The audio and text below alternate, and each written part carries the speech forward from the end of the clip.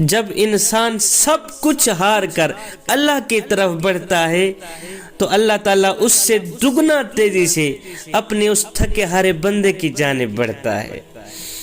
جب بندہ اللہ کی طرف بڑھنے کی کوشش کرتا ہے، جب بندہ یہ سوچتا ہے کہ بس میں اللہ کا بن جاؤں اور اللہ کو اپنا بنا لوں، جب بندہ اپنے کیے کارناموں پہ شرمسار ہو کر دنیا والوں سے تعلق توڑ کر رب سے تعلق جوڑنے کے لیے دنیا کے بادشاہوں کی چوکھٹ چھوڑ کر رب کی چوکھٹ پہ آ کر اپنا سر سجدے میں رکھتا ہے نا، اپنی آنکھوں سے آنسو بھی بہاتا ہے، ساتھ میں یہ بھی کہتا ہے او میرے کریم رب، بھوکا روٹی کی طرف نہ جائے تو اور کہاں جائے، او میرے کریم رب، پیاسا پانی کی طرف نہ جائے تو اور کہاں جائے، مولا بخشش کا بھوکا ہوں، تیری چوکھٹ پہ آیا ہوں، اگر تو بھی اپنے اس بندے کو معاف نہیں کرے گا تو اور کون کرے گا،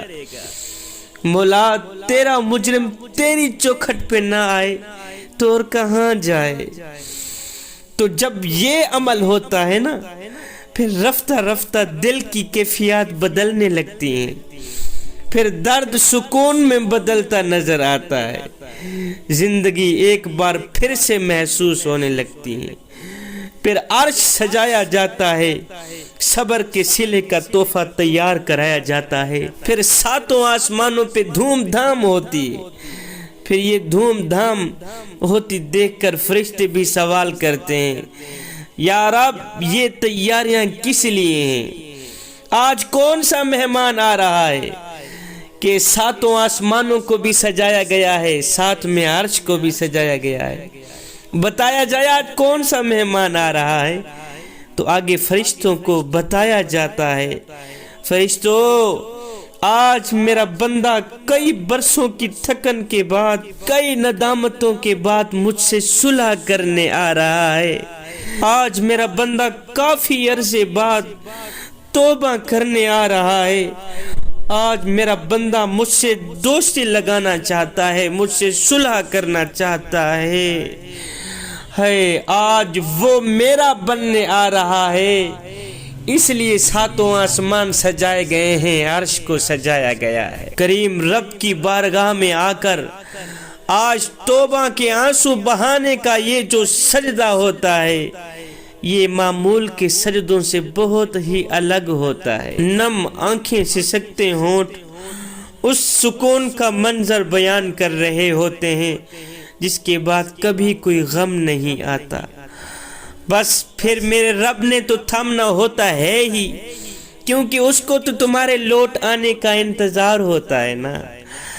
اللہ اکبر، پھر ایک پل میں کریم رب سے صلح بھی ہو جاتی ہے، پھر محبت سے بھی نواز دیا جاتا ہے، پھر محبوب بھی بنا لیا جاتا ہے۔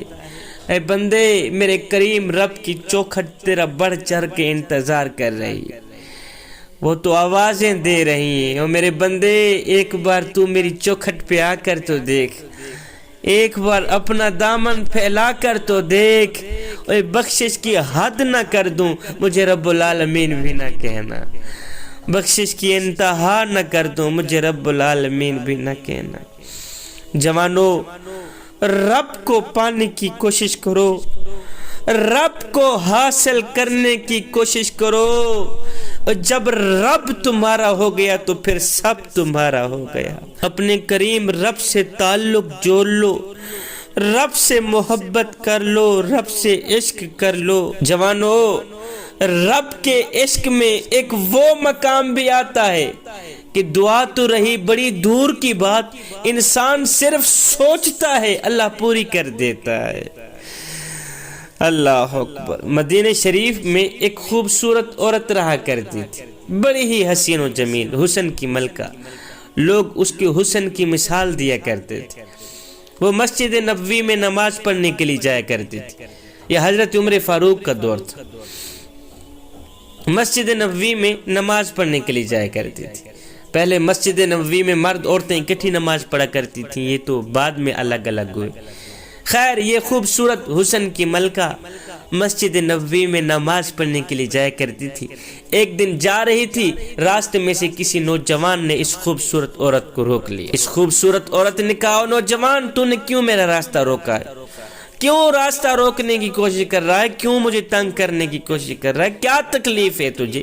اس نے کہا، مجھے کوئی خاص تکلیف نہیں ہے، بس راستہ روکنے کی وجہ یہ ہے کہ تیرا حسن مجھے بھا گیا ہے، تیری محبت میرے دل میں سما گئی ہے، میں تجھ سے عشق کر بیٹھا ہوں، تجھ سے محبت کر بیٹھا ہوں، لہٰذا تجھے تنگ کرنے کی وجہ یہ ہے کہ میں تجھے پانا چاہتا ہوں، میں تجھے حاصل کرنا چاہتا ہوں۔